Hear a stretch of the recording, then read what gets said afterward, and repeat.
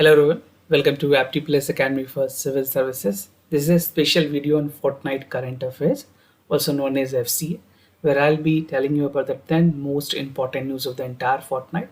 And this is Fortnite 2 for the month of June. And those of you who are following us must be aware that we have two fortnight every month. One is on the second Saturday, this is on the second Saturday, and the other is on the fourth Saturday, right? So there are two fortnight that will help you. Whatever news you have missed in this entire fortnight can be easily revised in this platform. So this coverage includes the entire news. So the 10 news that I'll be discussing include the Hindu, Indian Express, and the PIV. So these are the three most important sections in terms of coverage for the current affairs for prelims and mains examination. So before I start, just to tell you about the topics, these are the topics that I'll be discussing with you. There are a list of 10 topics. Some of them include Inlet Vessel Bill 2021, Performance Grading Index, Landsat Commission's India Task Force, India to launch a Deep Oceans mission. You can pause this video and you can read the entire topic. We'll understand each topic one by one. And before I proceed, those of you who are new to our channel, do not forget to subscribe Apti Plus Academy for Civil Services on YouTube. If you like this video, do not forget to give a thumbs up. We'll start our session with the first news, that is Inlet Vessel Bill 2021. This is something which is very important for your prelims examination. Many factual questions can be directly asked from this bill. So what is this all about? The Union Cabinet has approved the Inlet Vessel Bill, जिसमें Inlet Vessel Bill Act 1917 को replace कर दिया गया है with the Inlet Vessel Bill 2021. So what is the aims and objective of this bill? So the bill aims to promote economic growth, safe transportation as well as trade through the inlet waterways and bring uniformity in the applications of law, right? We know that government of India is looking forward to improve the inlet waterway और government ने इसके लिए बहुत ही important initiatives और भी पहले लिए हुए हैं. And with this particular bill, it will provide safety of navigation, protection of life and cargo. जो pollution है उसकी prevention की जाएगी, so that they can use for the further navigation of the inlet vessels.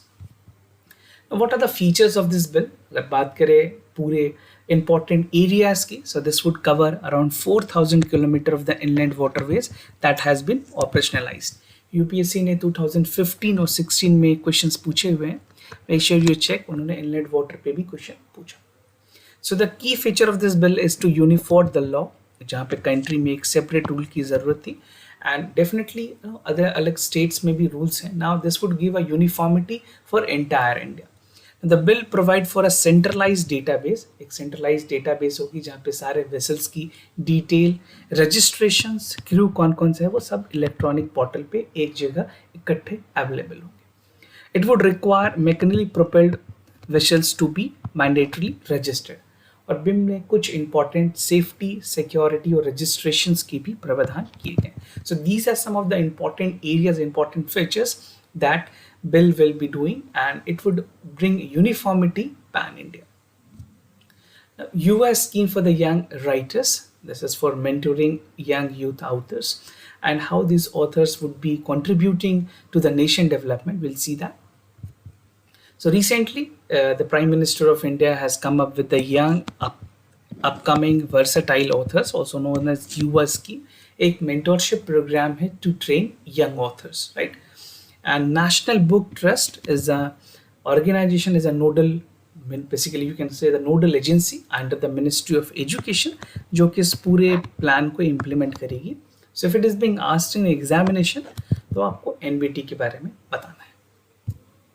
Now, what is this US scheme all about? So the scheme aimed at training 75 aspirating writers, जो कि 30 years से कम होंगे, who is already in the area to express themselves. No, it's cultural literature globally. The focus would be also जहाँ पे एक total 75 authors को select किया जाए. All India contest होगी at MyGov, and this would be again an engineering platform where all important authors who want to participate can participate and further get shortlisted. Consolidated scholarship भी है 50,000 rupees के लिए. If you know anyone, you can suggest them as well. अगर आपके आसपास में कोई लोग हैं, आप उनको ये चीज़ के बारे में बता सकते हैं. So they would be giving a mentorship for 6 month. Initially they would be inducted for 6 month per author, और जो प्राइस है that is 50,000 rupees per month. Now, aim of the scheme, this aim to bring readiness and authorship in the preferred language, जहाँ पे job opportunities भी, जो job options है वो भी उनके लिए खोलेंगे.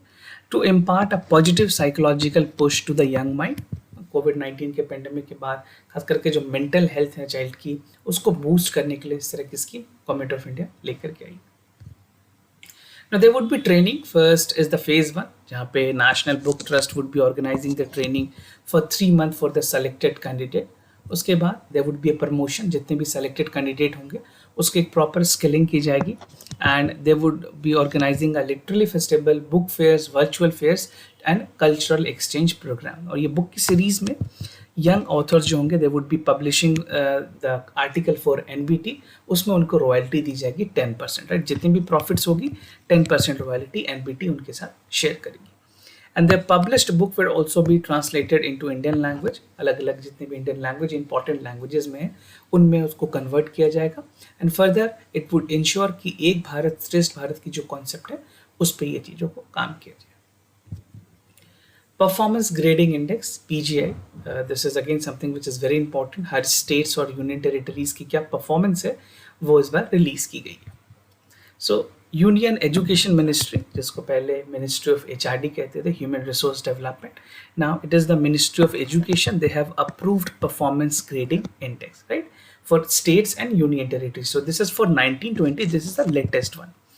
और ये PGI जो एक इम्पॉर्टेंट टूल है जहाँ पे ये स्टेट के जो एजुकेशन सिस्टम है इंक्लूडिंग यूनियन टेरिटरीज, उनकी क्या की लेवर्स हैं, क्या परफॉर्मेंस रही है, किस क्रिटिकल एरिया में उनकी इंप्रूवमेंट हुई है, ये सारी चीज़ों को बताती है. I have already discuss performance grading index in our daily news analysis in detail. I will be also discussing here also, but जिसने उस सीरीज़ को नहीं देखा, उस न्यूज़ को नहीं देखा, do check it out. About Performance Grading Index, PGI state or union territories में first published 2019 के with reference year 2017 and 18. और PGI exercise की अगर बात करें, this would also propel जितने भी states हैं, union territories हैं, they're taking the multi-prolonged intervention, जहाँ पे much desired result जो एक अच्छे education system के outcomes के लिए ज़रूरी है, that would be taken into consideration, that has taken into the consideration in ranking of the states. Now PGI will help the state and UTs to pinpoint the gaps, जो भी gaps हैं, जो loopholes हैं जहाँ पे उनको intervention करने की ज़रूरत है, where the things can be improved and we can have a robust healthcare system. This grading system would help the state and union territories. Now state-wise performance की अगर बात करें, this can be a very important question for your prelims examination. Many a times UPSC asks question from the ranking also. So top 5 performance की बात करें, Punjab being the ranking, it's rank number 1, Chandigarh second, Tamil Nadu, Kerala, Andaman and Nicobar. Basically, और अगर आप top 5 worst performance state की बात करें, that include Ladakh, Meghalaya, Nagaland, Arunachal Pradesh and Chhattisgarh. So these are the performance of the state. Many times UPSC tend to ask a statement based question about the ranking also. Implementing agency जो इस पूरे programme की, that is the Department of School and Education and Literacy, जिसको DOSCLP कहते हैं. What was the methodology that was used, right, to generate this PGI scores? So structure of 2 categories, namely outcome और governance and management. इन दोनों चीज़ों पे जो 70 indicators थे उन पे इस parameters पे check की गई and overall weightage was 1000. Now talking about the domains under this category that include access, कितनी ज़्यादा access है educations की, किस तरह के infrastructure और facilities provide किए गए हैं, equity कितनी है gender wise कितनी equity है of the male and the female, that is taken into consideration, and governance process, right, how was the administration of the school, how does the things actually function, that was taken into the consideration. Now coming to the other news, that is Operation Oliva for the olive ridley turtles. We'll see what are the details, because this type of question is important for your prelims examination. Indian Coast Guard ने initiative लिया है, बहुत पहले से ये initiative करते आ रहे हैं, जहाँ पे they protect the olive turtles, और उसके जो नाम रखे गए हैं that is operation olive. So what they are doing, basically they started from 1980, right, जहाँ पे उड़ीसा में सबसे बड़ी इसकी नेस्टिंग है, ब्रीडिंग है, वहाँ पे इसको ये सर्वेलेंस प्रोवाइड करते हैं, प्रोटेक्ट करते हैं, right. And it also intercepts the unlawful trawling activities, कोई अनलॉफुल एक्टिविटीज़ अगर हो रही है उस एरिया में उसको वो ट्रैक करते हैं, and they have entire surveillance of the region. Round the clock surveillance होती है, this is from November to May, जो उसकी सबसे बड़ी नेस्टिंग जो हार्वेस्टिंग टाइम है। इंडियन कोस्ट गार्ड अपने डॉनियर एयरक्राफ्ट के साथ इन एरियाज को प्रोटेक्ट करती है। Now what is olive turtles, अगर बात करें, this is the smallest and world abundant turtle, sea turtle हैं, ये पूरे विश्व में पाई जाती है, entire world, and these are carnivorous. UPSC can ask you this question, carnivorous है या ओमनिवोरस है। So this is carnivorous. They migrate 1,000 kilometers for mating, और they are best known as a unique mass nesting in Aribada. आप मुझे बताएं अरीबाडा कहाँ पे है in the comment section. And the female come together with the beach to lay the eggs. Habitat की अगर बात करें, ये बेसिकली वार्म वाटर्स में ज़्यादा पाई जाती है in the Pacific, Atlantic and Indian oceans. और इंडिया की बात करें, इंडिया में ओडिशा है गरीमाथा सेंचुरी, जहाँ पे वर्ल्ड लार्जेस्ट रूकरी है सी टर्टल्स की। नाउ प्रोटेक्शन स्टेटस की अगर बात करें, दीज आर वनरेबल, और साइट्स के अपेंडिक्स के मुताबिक बेसिकली उसमें अपेंडिक्स 1 में आती हैं, wildlife protection act 1972 schedule 1, right. So these are the protection status. Now कुछ अदर इनिशिएटिव जो गवर्नमेंट ऑफ इंडिया ने ऑलरेडी लिए हुए हैं, that include Orissa government has made mandatory use turtle excluder driver, TED के नाम से जानी जाती है। This is design for an exit cover which allow turtle to escape while the retaining the catch, right. So कुछ अलग इनिशिएटिव जो state government ने भी लिए हुए हैं। Now government approved restructuring of OFB, that is Ordnance Factory Board. Now talking about this initiative, एक बहुत ही मेजर इनिशिएटिव है जहाँ पे इस चीज़ की ज़रूरत थी। The Ordnance Factory Board is 200-year old. Now the government is revamping into the 7 separate corporation entity बनाई जाएगी जो कि efficiently work करेगी, accountability को promote करेगी, and at the same time it will promote competitiveness. Now what is the main aim of this decision? Government ने कोशिश की है जितने भी ऑर्डिनेंस फैक्ट्री बोर्ड हैं उनको रिप्लेस करके, खास करके जो नए मैन्युफैक्चरिंग हब है वो बनाए जाए। मेक ऑफ इंडिया इनिशिएटिव जो है उसको प्रमोट करने की कोशिश की गई है। This will help achieving the target of defence productions, right. India में इंडिजिनस डिफेंस प्रोडक्शन को इंक्रीज करने के लिए इनिशिएटिव्स ली गई है। मिनिस्ट्री ऑफ डिफेंस ने कहा है कि जितने भी एम्प्लॉयज़ है जो वर्क कर रहे हैं ऑर्डिनेंस फैक्ट्री बोर्ड के साथ, उनके कंडीशन जो सर्विस कंडीशंस हैं उनको चेंज नहीं किए जाएंगे। Defence public sector undertaking, this is something which would be created, और जितने भी ऑर्डिनेंस बोर्ड हैं उनको रिप्लेस करके 7 new defence public sector undertaking बनाई जाए, right. So question can be asked here, और जितने भी नए डिफेंस पब्लिक अंडरटेकिंग होंगे that would be completely owned by the government. तो यहाँ पे कोई प्राइवेट पार्टिसिपेशंस नहीं होगी, this would be whole and sole owned by the government of India. Now the transformation is likely to take place at the end of this year, और ये एक major decision है जहाँ पे पर्सपेक्टिव ऑफ नेशनल सिक्योरिटी को भी ध्यान में रखा जाएगा। Now, accountability is something which would be promoted because in defense sector एक autonomy, efficiency और accountability की ज़रूरत होती है। Restructuring की जो पूरी aim है is to transform the ordnance factory, right? जहाँ पे इसको प्रोडक्टिव भी बनाया जाए, साथ के साथ पोर्टेबिलिटी हो, profit is something which would be there, और जो पूरा मेन एम है to operationalise the product range, enhance competitiveness and improve the quality and cost efficiency. So Make in India initiative, Atmanirbhar Bharat, these two important initiatives is something which government is promoting in the manufacturing of the defense equipments. Now FDA approved Alzheimer drug Elduhel, बहुत ही important research के बाद after 20 years, 2 long decades, this has come up. Biogen नाम की company है US की जिन्होंने इस drug को अप्रूव करवाया। So the Food and Drug Administration of US have approved the new medicine for the Alzheimer disease. Many patients are suffering from the Alzheimer. Biogen नाम की कंपनी है जिन्होंने इस ड्रग्स को अप्रूव करवाया है, और ये अप्रूवल जो है बेसिकली विदाउट, कुछ अपोजिशंस भी थे जिन्होंने इसके एडवाइजरी कमेटी में फाइनल अप्रूवल नहीं दी थी, but then also it has got the approval. Some Alzheimer experts say there is not enough evidence that the drug can help patients. अभी भी ये पता नहीं है कि ये ड्रग्स हेल्प करेंगे, बट अगेन ये जो ड्रग है बायोजन ने डेवलप किया है with Japan SI, this does not reserve the mental decline, only showing in 1 studies.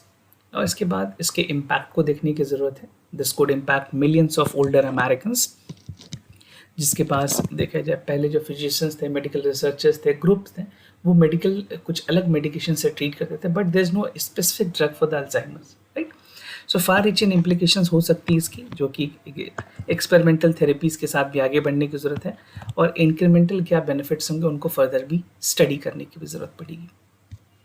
Follow up study of the drug would be taken, FDA ने कहा है, अभी तो उन्होंने अप्रूवल दिए हैं, बट इस ड्रग की पूरी फॉलो अप ली जाएगी कि क्या पेशेंट्स को कितने बेनिफिट्स हो रहे हैं, और अगर किसी भी तरह की रिपरकशंस दिखती है, किसी भी तरह के नेगेटिव इम्पैक्ट होते हैं, तो इसको मार्केट से वापस विड्रॉ कर लिया जाएगा, राइट। अल्जाइमर पेशेंट्स की बात करें, US has 6 million of people with Alzheimer's, और इंडिया में भी अल्जाइमर के काफ़ी पेशेंट्स हैं, जो जहाँ पे खास करके इस डिजीज़ में मेमोरी लॉस होती है, रीजनिंग, कम्युनिकेशंस और डेली बेसिक टास्क के लिए लोगों की याददाश्त चली जाती है, राइट। एक तरह से एमनीशिया की प्रॉब्लम इसमें बहुत ज़्यादा होती है। रिसर्चर्स ने बताया they do not found understanding what cause Alzheimer, but अभी ब्रॉड एग्रीमेंट ये है कि ब्रेन में जो प्लैक जमती है ना, जिसको खास करके आप ग्रे मैटर्स भी क्या कहते हैं, ग्रे एरियाज होते हैं, उसके वजह से जो पूरी फैक्टर्स हैं, एक्यूबिनमिन है, वो पूरी काम नहीं करती। ग्रोइंग एविडेंस सजेस्ट कि जो हिस्ट्री है, एजुकेशन है, chronic conditions like diabetes, heart disease में play a role, right. So उसके और भी बहुत सारे इम्पैक्ट हैं हमारे ह्यूमन बॉडी पे। Now India to launch deep ocean mission, will see what are the details from this mission. Union cabinet ने अप्रूव किया है डीप ओशन मिशंस को, and it would be among a handful of countries जो कि इस तरह के missions को लॉन्च करेगी। पूरी कॉस्टिंग है around 4077 crore rupees for the next 5 years. So time line रखी गई है अगले 5 साल के लिए, and the cost for the first phase is 2823 crore rupees. आपको कोई परसेंट नंबर्स याद करने की जरूरत नहीं है, बस आप एक टोटल एलोकेशंस को ध्यान में रखें। Aim of the mission basically is to study the biodiversity, क्या क्या इम्पैक्ट है उसके क्लाइमेट चेंज पे, किस तरह से ऑफ रोड मरीन स्टेशंस को डेवलप किए जा सकते हैं, and the sources for thermal energy. Ministry of earth sciences है, इसको इम्प्लीमेंट करेंगे as a nodal implementing and multi institutional mission. So this ministry is again important factual question for the prelims examination. Components की अगर बात करें, एक manned submersible will be deployed to carry 3 people in depth of 6,000 meters, उनको depth अंदर भेजा जाएगा ताकि वो साइंटिफिक सेंसर्स और टूल के साथ एक्सप्लोर कर सकें, और एक्सप्लोरेशन स्टडीज में mineral would be the pave of for the commercial exploration. तो कुछ कमर्शियल एंगल्स में मिनरल को भी एक्सप्लोर करने की कोशिश की गई। Now, the other components involve developing ocean climate change advisory services, जो कि फर्दर एक फ्यूचर प्लान बताएगी हाउ द क्लाइमेट वेरिएबल्स और सीजनल जो डिकेट स्केल्स हैं उसके क्या क्या इम्पैक्ट हो सकते हैं डीप ओशन में और ओवरऑल एनवायरनमेंट में भी। द नेक्स्ट कंपोनेंट इंक्लूड, कुछ इसके बहुत इंपॉर्टेंट कंपोनेंट है, मैं आपको जितने भी इंपॉर्टेंट कंपोनेंट है वो बता दे रहा हूँ। This include deep sea and flora oceans included microbes studying sustainability, उसके अलावा जो पोटेंशियल सोर्सेस है हाइड्रोथर्मल्स की उसको एक्सप्लोर करना, प्रीशियस मेटल्स होंगे उनको, and earth crust along the Indian ocean with the mid oceanic ridges. Next component include detailed engineering design offshore thermal energy conservation, और जो फाइनल कंपोनेंट है that aimed at grooming expert ocean biology engineering, and this is a component aim at translate research into industrial applications and developing on-site business incubator facilities. Now Lancet की एक report आई है India की Covid task force को लेकर के। Will see what are the important point, because when something which is being released by Lancet it become very important for your examination. So Lancet की report में बताया कि no evidence so far has shown कि children को greater risk है कोविड-19 की third wave से, और टास्क फोर्स में जो पेडियाट्रिक्स थे पूरे इंडिया से उनको कंसल्ट किया गया, गवर्नमेंट मेडिकल कॉलेजेस से और कुछ प्राइवेट हॉस्पिटल, चैरिटेबल हॉस्पिटल से भी लोग थे इसमें। Now aim of the task, इसमें बनाने की कोशिश की गई है कि क्या जो प्रैक्टिकल क्लिनिकल टूल्स हैं वो कितने काम कर रहे हैं, पॉलिसी मेकर को किस तरह से इफेक्टिवली काम करने की ज़रूरत है for the covid, and India would be limited mortality की अगर बात करें चिल्ड्रंस बिलो एज 10, इसमें बताया गया 2.4 के आसपास मोर्टालिटी हो सकती है, and about 40% of the children who had died because of the comorbidities and 9% of them were hospitalised. So third wave में ये एंटिसिपेशंस हैं, मैंने आपको पहले भी अपने डेली न्यूज़ एनालिसिस में बताया, because it is being anticipated कि बहुत सारे बच्चे को इफेक्ट नहीं होगी इसमें, बट हाँ कुछ सेक्शंस ऑफ बच्चे हैं जिनको इफेक्ट हो सकती है। The observation was similar during the two surges of the COVID-19 infection in India. Psychological impact बताएं, ये बहुत ज़्यादा है, साइकोलॉजिकल इम्पैक्ट इसके ज़्यादा है compare to the actual impact.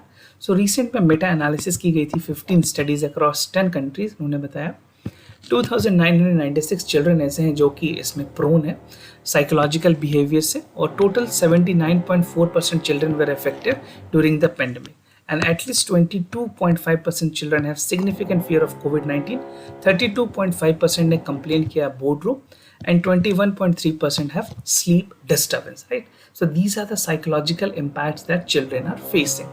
Now coming to the RBI framework for the regulation of microfinancial institutions, RBI have taken some conclusive actions. So RBI ने propose किया है न्यू रेगुलेटरी फ्रेमवर्क, जहाँ पे जो micro financial institutions हैं उनको control करने की कोशिश की गई है और उनको कुछ लिबर्टी देने की भी कोशिश की गई. So this include capping the outflow of an account, repayment of the loan obligation of the house hold, and maximum of 50% of the house hold income, right? जो हाउस होल्ड की इनकम है उसके 50% ऑफ इनकम मैक्सिमम ऑब्लिगेशन होगी, ताकि उससे ज़्यादा उनको load ना पड़े. Now, no repayment penalty or required collateral along with the greater flexibility of the repayment frequency of all microfinancial loans, right? तो बात करें अगर कुछ इंपॉर्टेंट सीलिंग्स की इंटरेस्ट रेट पे, अभी तक कोई सीलिंग नहीं रखी गई है. माइक्रो फाइनेंस इंस्टीट्यूशंस को ये फ्रीडम दी गई है कि वो अपने इंटरेस्ट रेट खुद डिसाइड कर सकते हैं, but again that has to be approved by the RBI, right? Micro lenders present होंगे इस फ्रीडम को सेट करने के लिए, जो इंटरेस्ट रेट उनको रखनी है according to the profitability. And this would mean कि कोई कोलेटरल फ्री लोन्स भी लेने की ज़रूरत नहीं है with the annual house hold income, जिनके 1,25,000 से लेकर 2 लाख रुपए तक की जिनकी हाउस होल्ड है, उनमें कोई कोलेटरल देने की ज़रूरत नहीं है. So no collateral free loan, this would be a complete collateral free loan that would be provided by the MFIs. MFI India की अगर बात करें 197 MFIs हैं टोटल, आउटस्टैंडिंग इनकी 2,27,942 करोड़ रुपीस. और बैंक्स की अगर बात करें NBFCs में, सो this is the amount NBFCs के MFI में इतने हैं, और 8 स्मॉल फाइनेंसेस के अमाउंट ये है. So this is to just tell you what is a number, आप किसी नंबर पे ना जाए, बट आपको जो रैंकिंग है, क्रोनोलॉजी, वो ध्यान रखने की ज़रूरत है कि NBFC MFI के बाद और भी छोटे स्मॉल फाइनेंशियल बैंक्स हैं जो कि इसमें आते हैं. Advantages of the new rule की अगर बात करें, सो नई फ्रेमवर्क जो है कॉमन डेफिनेशन देगी माइक्रो फाइनेंस इंस्टीट्यूशंस को, जहाँ पे वो अपने टारगेट को आइडेंटिफाई कर पाएंगे, रेट ऑफ इंटरेस्ट को सेट कर पाएंगे, और रिस्पेक्टिव टाइप ऑफ लेंडर्स को भी डिसाइड कर पाएंगे. Second, maximise permissible level of indebtedness. Micro financial borrowers have applicability of all regulated entities. Third, एक स्टिपुलेटेड लेंडिंग होगी by not only to MBF but also for the borrower would be removed, right? So कुछ powers, कुछ regulations and some autonomy has been given to the MFIs. Now, Dagmara hydroelectric project, this is something which is again very important for the state of Bihar. We'll see what is the detail about this electric project. So recently MOU sign की गई थी between the National Hydropower Corporation NHPC और बिहार की State Hydropower Corporation Limited के बीच. दगमारा hydro power electric, जो कि सुपौल बिहार में located है. एंड NHPC की अगर बात करें, category A mini Ratna company से मिनिस्ट्री ऑफ पावर के अंदर काम करती है. क्या क्या इस प्रोजेक्ट में आपको जानने की जरूरत है? This is located near the village Dagmara and the Kosi river. This river is important. कभी भी कुछ रिवर आए तो उसके मैप वर्क आप जरूर देख लें प्रीलिम्स पॉइंट ऑफ व्यू से. It is a run of a river scheme, right? और अगर run of river hydro projects की बात करें, एक नेचुरल डाउनवर्ड्स होती है रिवर की फ्लो की, जहाँ पे माइक्रो टर्बाइन जनरेटर्स यूज किए जाएंगे, and this would B capturing the kinetic energy carried out by the waters, right? And the project will have a total capacity of generating 13 megawatt energy, जहाँ पे 17 units और 6.65 जो है 7.65 would be installed in the power generations. Estimated cost की अगर बात करें इस प्रोजेक्ट की, this is around 2,478 crore rupees. Advantages of this project, definitely a great advantage. Landmark project है पावर सेक्टर्स में, जहाँ पे बिहार में इस तरह के पावर ग्रीन को लेकर के जो इनिशिएटिव्स की गई है, जो ग्रीन पावर जनरेट करने की कोशिश की गई है, उसमें बहुत हद तक मदद मिलेगी. Apart from generating the clean and green power, executions जो होगी ये तो बूस्ट करेगी सोशियो इकोनॉमिक स्टेटस को, इंफ्रास्ट्रक्चर डेवलपमेंट होगी उस एरिया पे, and there shall be creating the employment opportunities for the people as well. जो भी उस एरियाज में होंगे या फिर जितने भी डिप्लॉयमेंट्स होंगे, that will create a lot more opportunities of employment. So this was all about the FCA. If you have any other concern, do let us know. We'll be more than happy to assist you. For time being, I'm signing off. Wish you all the best. Thank you so much for listening.